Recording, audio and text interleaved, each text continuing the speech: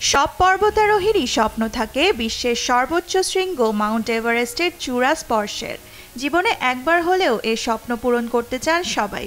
আর এই স্বপ্নকে ডালভাত বানিয়ে ফেলেছেন নেপালের কামিরিতা শেরপা। একবার দুবার নয়, ৩০ বার এভারেস্টের চূড়ায় পদচিহ্ন রেখেছেন তিনি।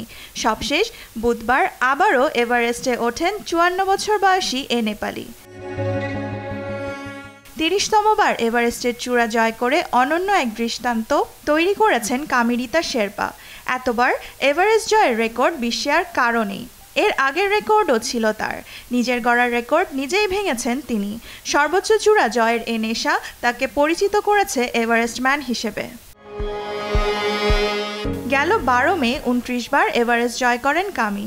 এক মাস না পেরোতেই তার এই নতুন রেকর্ড তাক লাগিয়ে দিয়েছে বিশ্বকে। যদিও এর আগে আরও বেশ কয়েকবার বছরে ২ বার এভারেস্টে আরোহণ করেন তিনি। Only after that the government will realize তার এভারেস্ট যাত্রা শুরু হয় ১৯৯৪ সালে।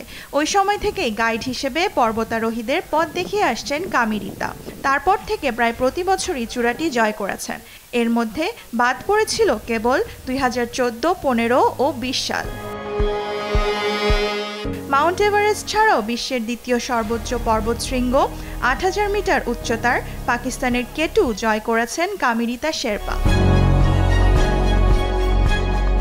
দাওয়ান মুবাশশিরা হোসেন, নিউজ ডেস্ক, দেশ টিভি।